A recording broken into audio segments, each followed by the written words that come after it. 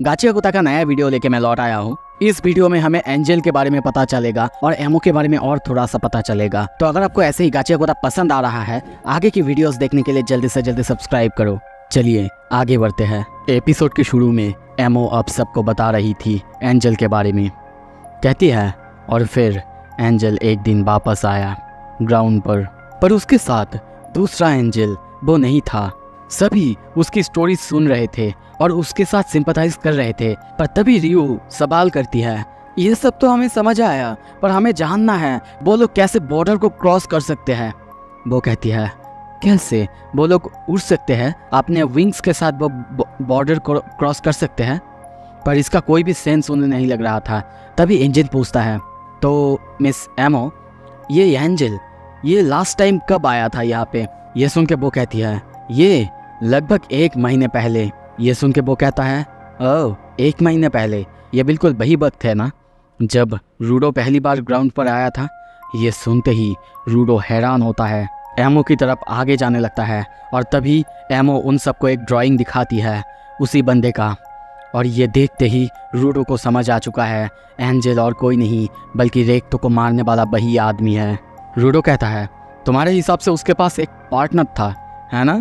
और तभी गुस्से में सोचता है, ये परफेक्ट है। चाहे तुम कौन हो मुझे फ़र्क नहीं पड़ता, तुम मेरे पीछे क्यों थे मुझे फ़र्क नहीं पड़ता।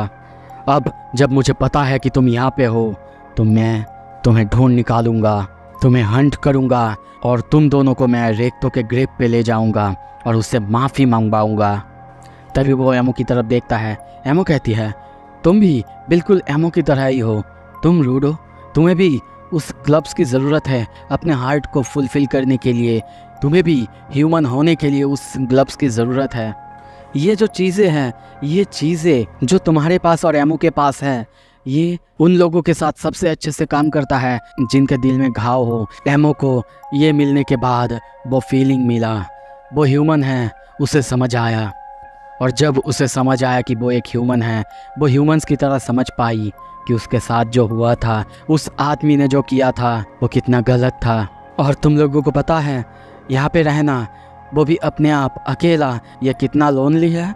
वो रोने लगती है। एमो को भी कोई ऐसा चाहिए जो उसे पसंद करता हो, जो उसे लाइक करता हो। और इसी वजह से वो चाहती है कि लोग उससे यहाँ पे मिलने आए और वो उन लोगों से एक रिलेशन बनाना चाहती है, एक कनेक्शन।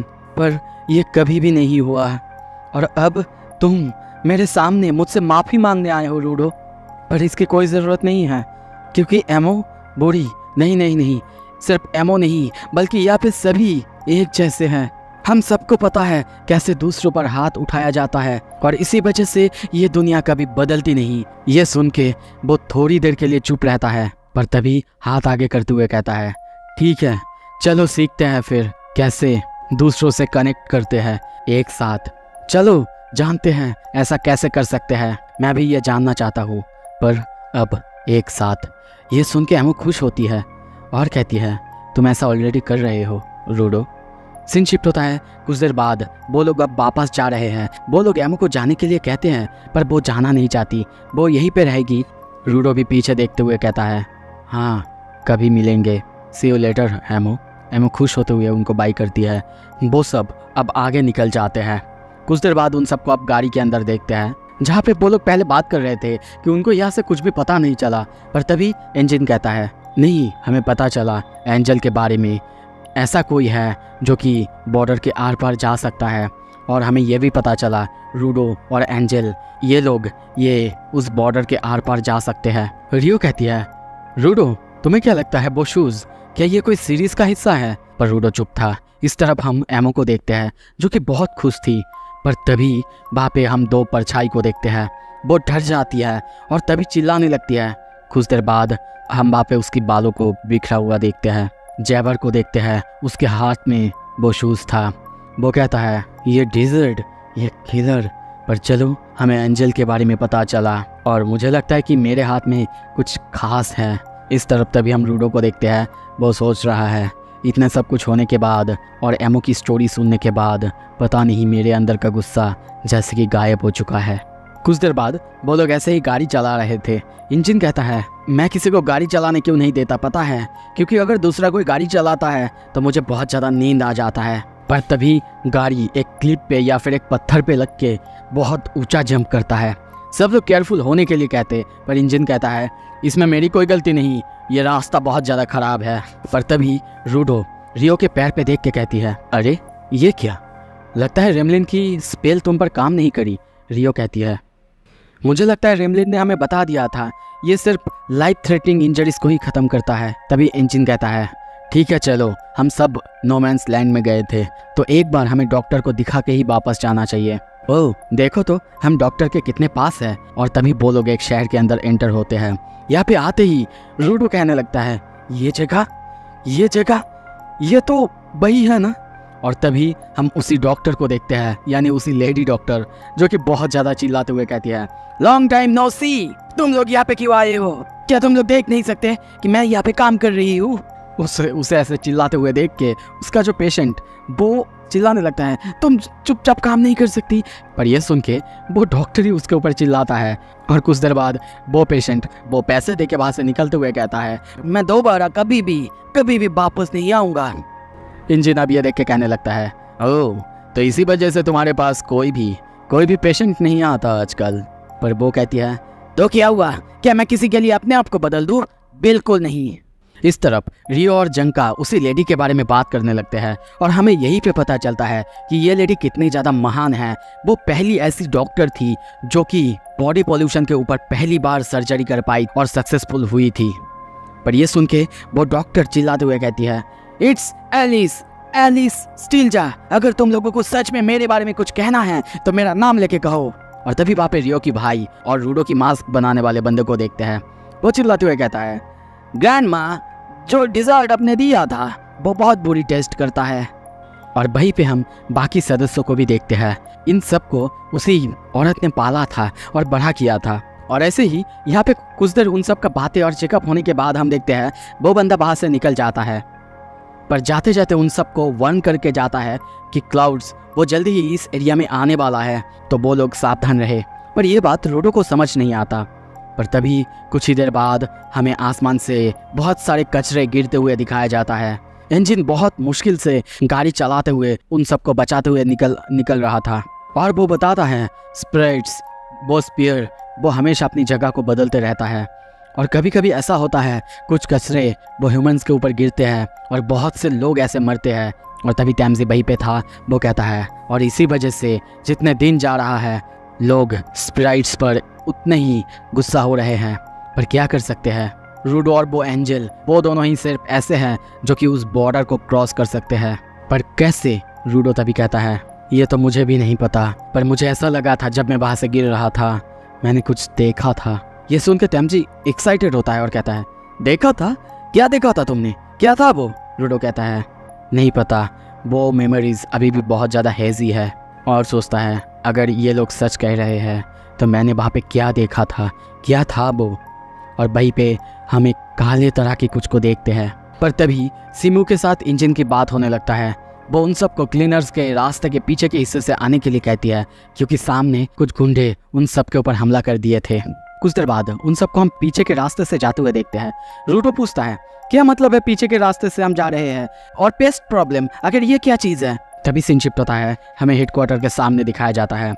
एक बंदा बॉम्ब लेके सीधा हेडक्वार्टर के ऊपर मारता है, हंसने लगता है। और अब इंजन नरेट करता है, हमारे यहाँ पे बहुत सारे बग्स हैं जिन लोगों को हम अटैकर्स कहते हैं। इस तरह वो बंदा हंसे जा रहा था और कहने लगता है, जब मैंने सुना कि तुम लोग एक स्पिराइट को यहाँ पे रखे हुए हो तो तुम लोग आखिर किस काम की? तुम लोग एक स्प्राइट को कैसे अपने यहाँ पे रख सकते हो? उसे तो हमारे पास होना चाहिए। इस तरफ ये सुन के रूडो बहुत ज़्यादा गुस्सा हो चुका है कि अटैकर्स जो कि उनके ऊपर अटैक करते हैं फिर तो उन्हें मदद करने के लिए जाना चाहिए, फिर वो लोग पीछे के रास्ते से क्यों जा रहे हैं?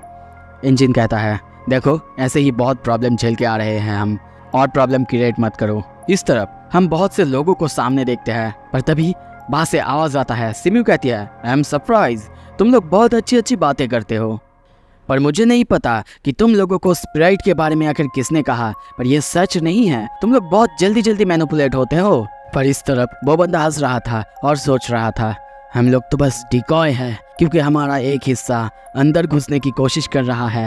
हम तुम्हारे इस बिल्डिंग को तबाह करना, इसमें होल्स करना बंद कर देंगे। सिमियू कहती है, क्या मिस्सी, तुम्हें किसने कहा कि मैं एक औरत हूँ? मैं एक औरत नहीं, एक आदमी हूँ। ये सुनते ही वो सब चुप हो जाते हैं, पर तभी वो कहती है, अरे मैं मजाक कर रही थी, मैं एक औरत ही हूँ। देखा, तुम लोगों को मैनिपुलेट करना कितना आसान है।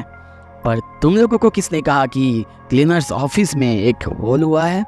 और तभी धुआं हटता है। हम ऑफिस को देखते हैं, उसमें एक क्रैक भी नहीं आया था। और तभी कुछ देर बाद वो बंदा पीछे देखता है। उनके ही दूसरे ग्रुप जो कि अंदर जाने की कोशिश कर रहे थे, उन लोगों को वापस आते हुए देख के पूछता है, अरे तुम लोग यहाँ पे क्या कर रहे हो? तुमको तो अंदर होना चाहिए था ना। दूसरा आदमी कहता है, दरअसल हम अंदर जा ही नहीं पाए, हम लोगों ने हर वो कोशिश कर ली। तभी हम किसी क्रीचर की तरह किसी को देखते हैं। वो कहता है, फिर से हमारे इस ऑफिस पे हमला हुआ है। सिमियू कहती है, अगर सच में तुम्हें क्लीनर्स HQ में अंदर जाना है तो तुम लोगों को परमिशन की ज़रूरत पड़ेगी, वो भी हमारे शील्ड द इनविंसिबल शर्टिन से। उसी क्रीचर या फिर बंदे को हम बाहर देखते हुए देखते हैं। और अब फाइनली सिमियू भी लड़ने के लिए बाहर आ चुकी है। और बाहर आते हुए वो उन सबको प्रोवोक करती है, मुझे दिखाओ तुम लोग क्या कर सकते हो। ये सुनते ही उस बंदे को बहुत गुस्सा आता है और वो एक मिसाइल लेके उसकी तरफ फेंकता है। वो मिसाइल उसको लगता, पर उससे पहले ही सिमियू घूमते हुए उस मिसाइल को पकड़ती है और सीधा उन लोगों की तरफ भेज देती है। वो मिसाइल सीधा जाके वहाँ पे ब्लास्ट होता है। वो सब बहुत ज़्यादा डर जाते हैं। दूसरी तरफ और एक बंदा उसके ऊपर एक साथ बहुत सारे गोलियों से हमला करता है, पर सिमियू बहुत आसानी से उन सारे गोली को डॉज करते हुए उसी बंदे के पास पहुंच जाती है। वो बंदा उसे देखते ही बहुत ज़्यादा डर जाता है। कुछ करता उससे पहले ही सिमियू एक बहुत खतरनाक किक उसके फेस पे मारती है और अब एक एक करके वो वहाँ पे सबको मारने लगती है। कुछ देर बाद वहाँ पे अब इंजन और बाकी उसका टीम भी आ चुका है। इंजन कहता है, तुमने अकेले इन सबको हरा दिया, वाह तुम कमाल की हो सिमियू। वो कहती है, हाँ अगर इन सबको मैं हरा नहीं पाई तो फिर मेरा नाम ही खराब हो जाएगा ना। तो फिर इन सबको आखिर पता कैसे चल रहा है कि हमारे पास एक स्पिरिट है? और रुको, शायद मैं समझ गई हूँ। तभी इंजन कहता है, हाँ अब लगता है कि हमें उनके हमले का एक्सपेक्ट कर लेना चाहिए, शायद वो लोग अपने मूव जल्दी ही करने वाले हैं। तभी हम और एक बंदे को देखते हैं।